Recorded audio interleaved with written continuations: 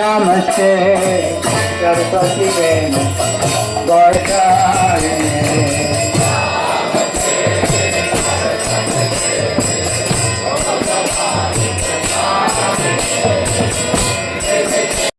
അഞ്ചാമത്തെ ദിവസമാണ് പരിക്രമത്തിൻ്റെ.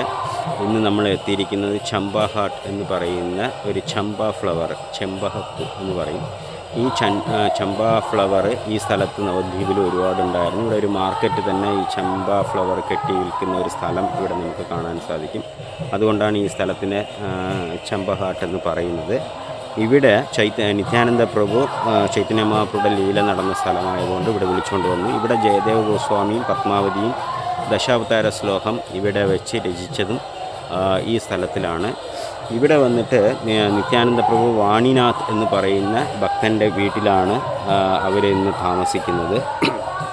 അപ്പോൾ അവിടെ എന്താ പറയുക, ചെൻബഹ യഥാർത്ഥത്തിൽ വൃന്ദാവനത്തിലെ ഖാതിരവന എന്ന് പറയുന്ന സ്ഥലത്ത് ചെമ്പഹലത എന്ന് പറയുന്ന ആ ഗോപി ഭഗവാന് ചെമ്പകപ്പൂ കൊണ്ട് ഇങ്ങനെ മാല കെട്ടി ഭഗവാന് സമർപ്പിക്കുമായിരുന്നു. ആ ലീല നടന്ന സ്ഥലമാണ്.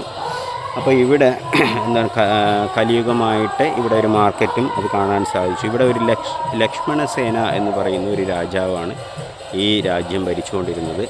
ആ സമയത്ത് ജയദേവ ഗോസ്വാമി ദശാവതാര ശ്ലോകം എഴുതി.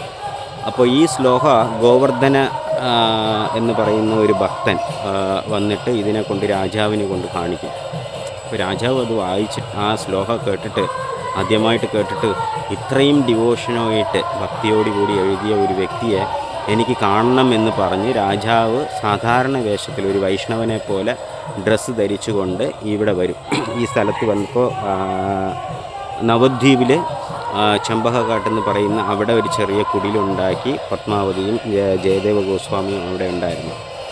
അപ്പോൾ അദ്ദേഹം വേഷന്മാരെ അകത്ത് വന്നപ്പോൾ പക്ഷെ ആ വ്യക്തിയെ കണ്ടിട്ട്, ആ രാജാവിനെ കണ്ടിട്ട് അത് രാജാവാണെന്ന് ആർക്ക് മനസ്സിലായി? ഈ ജയദേവ ഗോസ്വാമിക്ക് മനസ്സിലായി. ജയദേവ ഗോസ്വാമി അദ്ദേഹത്തിന് നമസ്കരിച്ചുകൊണ്ട് പറഞ്ഞു, അങ്ങ് രാജാവാണെന്ന് എനിക്ക് മനസ്സിലായി, എന്താണ് ഇവിടെ വന്നതെന്ന് ചോദിക്കും. അപ്പോൾ ഇദ്ദേഹം പറയും, അങ്ങയെ കാണാനാണ്, ദർശനമെടുക്കാനുമാണ്, ഇത്രയും നന്നായിട്ട് ഭഗവാനെക്കുറിച്ച് ദശാവതാര ശ്ലോകം എഴുതിയിട്ടുണ്ട്, അതുകൊണ്ട് അങ്ങ് എൻ്റെ വീട്ടിൽ വരണം ഒരു ദിവസം എന്ന് പറയും. അപ്പോൾ ഇദ്ദേഹം പറയും, ഞാൻ ഭൗതികവാദികളുടെ വീട്ടിൽ പോകാറില്ല, കാരണം എനിക്ക് അതുമായിട്ട് ഞാൻ ഒരുപാട് വിരക്തിയിലിരിക്കുന്ന ഒരു വ്യക്തിയാണ്, ഭൗതിക ആസക്തിയിലുമായിട്ട് എനിക്ക് ഏതൊരു ആസക്തി ഇല്ലാത്ത വ്യക്തിയാണെന്ന് പറയും. അങ്ങനെ ഈ ജയദേവ ഗോസ്വാമി ഇത് പറഞ്ഞപ്പോൾ രാജാവിന് വളരെ വിഷമമാണ്. അപ്പോൾ രാജാവ് എന്നിട്ട് ജയദേവ ഗോസ്വാമി പറഞ്ഞു, ഞാൻ ഇപ്പോൾ തന്നെ ഈ നവദ്വീപ് വിട്ടിട്ട് ജഗന്നാഥ് പുരിയിലോട്ട് പോകാൻ പോകുന്നു എന്ന് പറയും. അപ്പോൾ രാജാവ് പറയും, അങ്ങ് പോകരുത്, കുറച്ച് നാളെങ്കിലും ഇവിടെ താമസിക്കണം എന്ന് പറഞ്ഞ് ഈ ചെമ്പകാട്ട് എന്ന് പറയുന്ന ഈ സ്ഥലത്തിൽ ഒരു മന്ത്രിയെ വിളിച്ചിട്ട് ഒരു കുടിലൊക്കെ ഉണ്ടാക്കി കൊടുത്ത് അവിടെ കുറച്ച് കാലം താമസിക്കണമെന്ന് പറയും. അപ്പോൾ ഞാൻ അങ്ങയെ കാണാൻ വരാമെന്ന് പറയും. അപ്പോൾ അദ്ദേഹം പറയും അങ്ങ് രാജാവായിട്ട് എൻ്റെ അടുത്ത് വരണ്ടെന്ന് പറയും. അങ്ങനെ രാജാവ് ഇദ്ദേഹത്തിനെ കാണാനായിട്ട് സാധാരണ വൈഷ്ണവനെ പോലെ വസ്ത്രം ധരിച്ചുകൊണ്ട് ഇദ്ദേഹത്തിൻ്റെ കാണാനായിട്ട് വരും. അപ്പോൾ ജയദേവ ഗോസ്വാമി പറയും അങ്ങയുടെ ഭക്തി എനിക്ക് മനസ്സിലാകും, ഞാൻ അങ്ങേ ജസ്റ്റ് പരീക്ഷിച്ചതാണ് എന്ന് ജയദേവ ഗോസ്വാമിയും പറയും.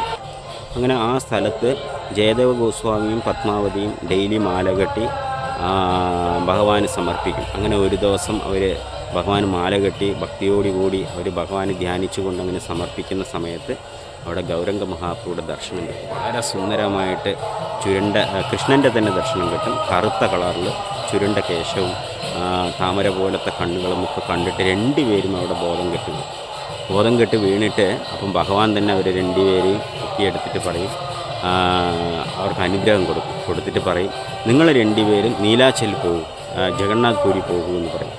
അപ്പോൾ അവർ സന്തോഷത്തോടു കൂടി ശരിയെന്ന് പറഞ്ഞാലും അവരുടെ മനസ്സിൽ ഭയങ്കര വിഷമമാണ്. കാരണം നവദ്വീപിൽ ഭഗവാൻ എന്നും താമസിക്കുന്നുണ്ട് ഗൗരംഗ മഹാപ്രഭുവായിട്ട്. ഈ നവദ്വീപ് വിട്ട് എന്തിനാണ് നമ്മളെ ഭഗവാൻ ജഗന്നാഥ് പുരിക്ക് പോകാൻ പറഞ്ഞത്? അപ്പോൾ നമ്മൾ എന്തോ അപരാധം ചെയ്തു എന്ന് പറഞ്ഞിട്ട് ഭഗവാനെ ഞാൻ എന്തോ അപരാധം ചെയ്തു എന്ന് പറഞ്ഞ് രണ്ടുപേരും മനസ്സോടുകൂടി അവിടെ നിന്ന് പോകുമെങ്കിലും അവർ കരയുന്ന സമയത്ത് ഭഗവാൻ പ്രത്യക്ഷപ്പെട്ടിട്ട് പിന്നെയും പറയും വിഷമിക്കേണ്ട, നിൻ്റെ ഒരു ആഗ്രഹം ഉണ്ടായിരുന്നു ജഗന്നാഥ് പുരിയിൽ പോകണമെന്നുള്ളത്, അതുകൊണ്ട് അങ്ങ് ജഗന്നാഥ് പുരിക്ക് പോയിട്ട് തിരിച്ച് നവദ്വീപിൽ വന്നാൽ മതി എന്ന് പറയും. അങ്ങനെ ഇവർ രണ്ടുപേരും കൂടെ ജഗന്നാഥ് പുരിക്ക് പോയിട്ട് തിരിച്ച് നവദ്വീപിലോട്ട് വരും. ഈ ലീല ജീവഗോസ്വാമി കേൾക്കും. ജീവഗോസ്വാമി ഈ ലീല കേട്ട ഉടനെ ജീവഗോസ്വാമി അങ്ങനെ തറയിൽ കിടന്ന് ഉരുളും. എന്താണെന്ന് വെച്ചാൽ എത്ര പ്രേമമാണ് ഇവർക്കുണ്ടായിരുന്നത്. ഇവരുടെ ഒരു ചെറിയ തുള്ളി ആ പ്രേമം എനിക്ക് കിട്ടിയിരുന്നാലോ എന്ന് പറഞ്ഞ് കരഞ്ഞുകൊണ്ട് അങ്ങനെ ഉരുളുകയും നിത്യാനന്ദ പ്രഭുയുടെ പാദത്തിൽ ശരണം പ്രാപിക്കുകയും ചെയ്യും. ആ ഒരു പ്രത്യേക സ്ഥലമാണ് ഈ പറയുന്ന ചമ്പഘാട്ട് എന്ന് പറയുന്നത്. ഹരേ കൃഷ്ണ. ജയ് ശ്രീല പ്രഭുപാദ് കി ജയ്.